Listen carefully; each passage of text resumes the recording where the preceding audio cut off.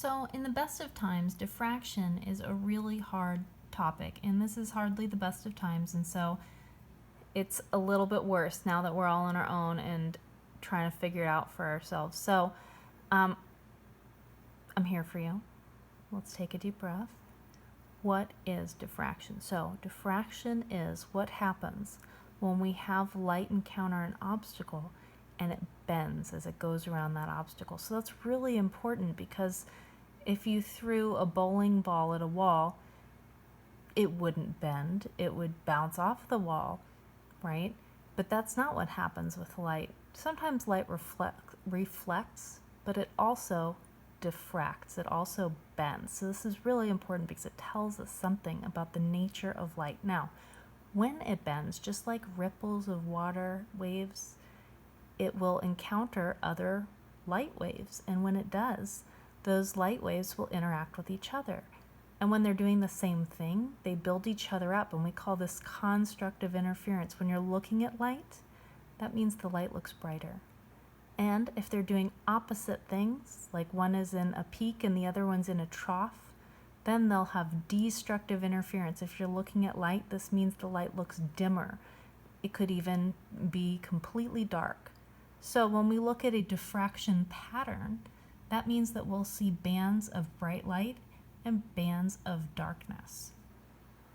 There are two equations that we're going to use today, actually three, to sort out where we would find these bright bands based on the wavelength of light that we're looking at and the grating that we're passing that light through. So in this picture, this is a quiz question. We've got some incident light.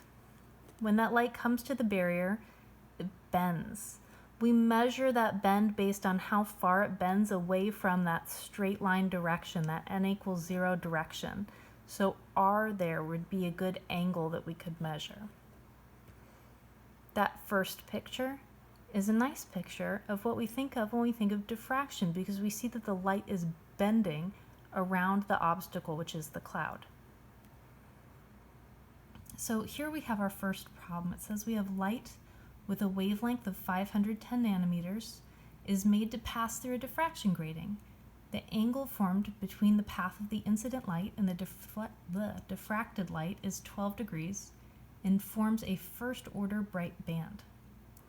The number of lines per millimeter in the diffraction grating rounded to the nearest whole number is what?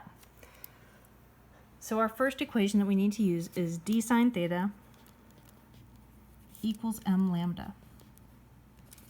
When we read our problem, the first number that we encounter is 510 nanometers. That's a wavelength.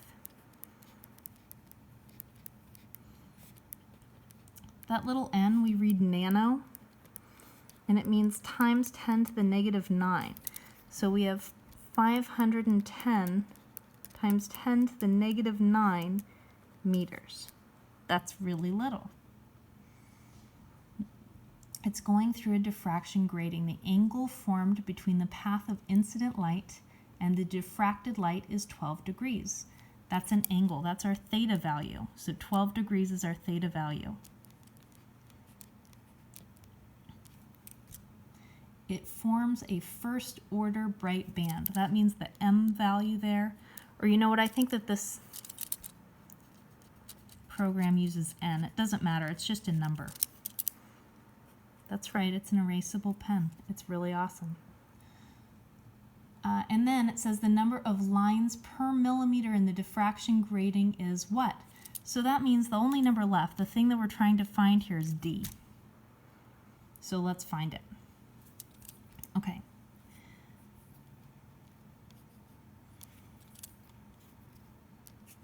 D equals n lambda over the sine of theta. I want to find it.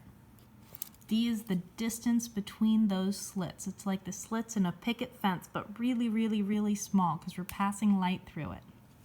Let's put some numbers in. N is 1. 510 times 10 to the negative 9 meters over the sine of 12 degrees. That didn't go very well for my meters. It's okay.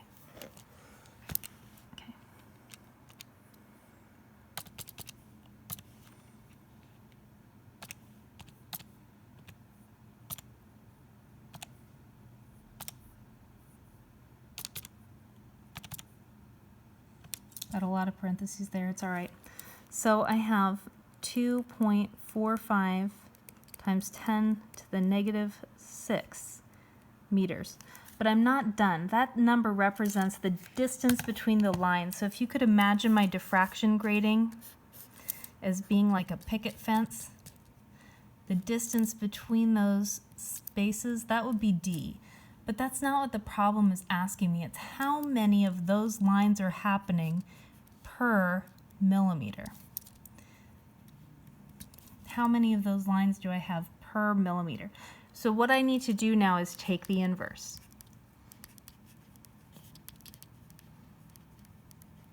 So I'm going to do 1 over 2.45 times 10 to the negative 6 meters.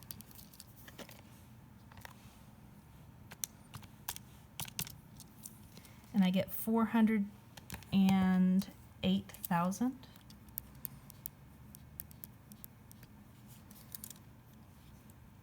Per meters. It says to me in the problem that I need per millimeters though, so to get to per millimeter, I need to divide by 1,000. So I have 408 as my final answer. That was a pretty ugly problem. Kind of a doozy for a first day or a third day. I'm sorry that this program is this way. We're going to make it through, I promise. So our next problem is asking us, what is the approximate wavelength of light whose second order dark band forms a diffraction angle of 15 degrees when it passes through a diffraction grating that has 250 lines per millimeter? Now, this one's a little bit different because now it's asking me about dark bands. So instead of using d sine theta equals n lambda, I'm doing d sine theta equals n plus a half lambda. The reason for that is because I don't want complete wavelengths. In fact, I want them to not match up. I don't want my wavelengths to match up. I don't want them to be doing the same thing. I want them to be doing exactly the opposite thing so that they will destructively interfere and I'll have a dark band. So when I look at my problem, it asks me what is the wavelength. So that means to me I'm going to be looking for lambda. It says whose second order dark band, so that means my n value is probably going to be a 2 there, forms a diffraction angle of 15 degrees when it passes through a diffraction grating that has 250 lines per millimeter. Now, if it has 250 lines per millimeter, remember, D is not lines per millimeter. D is meters per line. So my D, I have to flip that guy on its head and convert from millimeters. So I've got 0.001 over 250, and that's a value in meters. So I'm solving for lambda, so I'm going to divide that other stuff over. So I've got lambda equals 0.001 meters over 250 times the sine of 15 degrees over 2.5.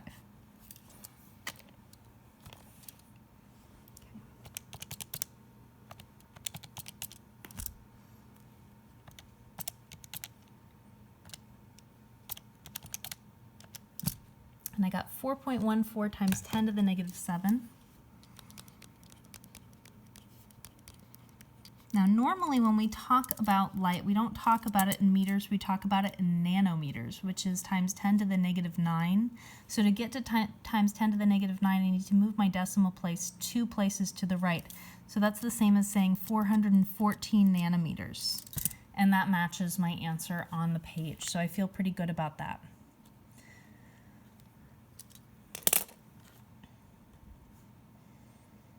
So remember, when we're talking about diffraction, diffraction is when we have light bending when it encounters an obstacle. And when it bends, that smears out the light and it causes the light waves to then interact with each other. sometimes constructively, where we have a bright band, sometimes destructively, where we then have a dark band. So now we have one more formula that we have to deal with here. It says the distance between slits on a diffraction grating is 0.60 millimeters, and one of the angles of diffraction is 0.3 degrees. The light forms a second order bright band. How large is the path difference? So when we say the path difference, we mean if one light wave has to travel 5 meters to get to the screen, and a different light wave has to travel 6 meters to get to the screen, their path length difference would be the difference, right? 6 minus 5 is 1 meter of difference. So we want to know that difference. So in order to calculate the difference, we have to use the formula delta L equals n lambda. Now, when we read our problem, it tells us the distance between the slits, that's D, it's finally giving us D, that's super helpful, is 0.6 millimeters. It's not amazing that it's in millimeters, but it's easier than having to actually take the inverse to find D, so thanks for that computer problem. And one of the angles of diffraction is 0.30 degrees. The light forms a second order bright band. How large is the path difference? So in this formula, I clearly need lambda and I don't have it. So I'm going to have to bring back that other formula.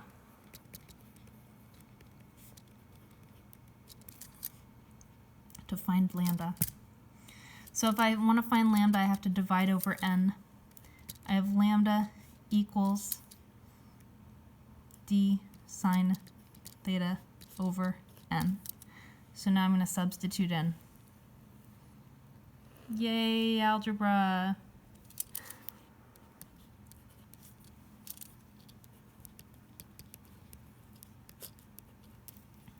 Oh, now I get to do my very favorite thing, which is canceling. So I have delta L equals d sine of theta.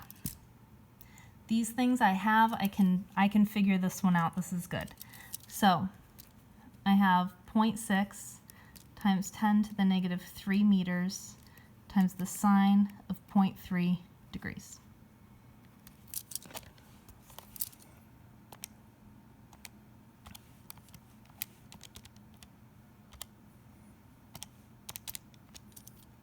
So I have 3.142 times 10 to the negative 6 meters. But again, we don't talk about light in terms of meters. We talk about nanometers, which is times 10 to the negative 9. So I'm 3 decimal places away, 1, 2, 3.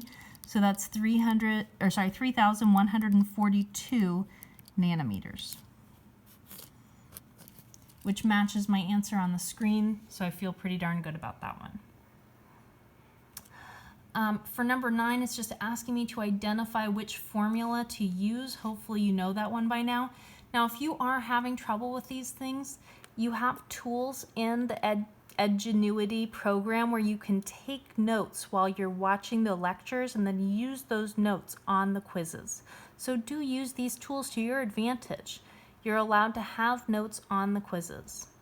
And then for this last problem, it says we have light with a second order dark band, forms a diffraction angle of 20 degrees. The diffraction grating has 200 lines per millimeter. The wavelength of light is ... right? So it says we have a second order dark band. So that means that we're using our 1/2 formula. Has an angle of 20 degrees. And our D value, remember it says 200 lines per millimeter. We want meters per line. And we want to know lambda. So we have D sine theta equals n plus 1/2 times lambda. And we're trying to find lambda, so I'm going to divide over that n plus 1/2.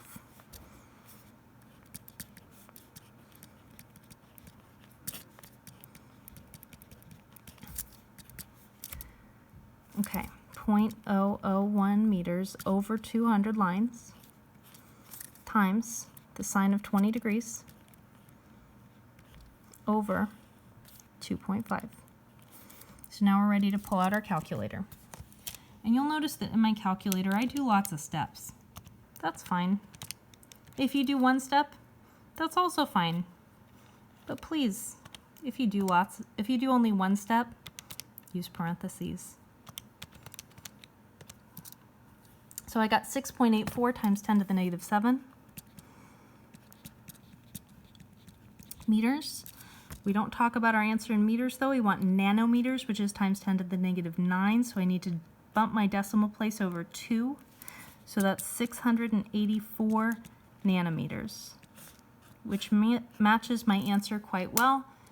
And I'm feeling all right about that answer.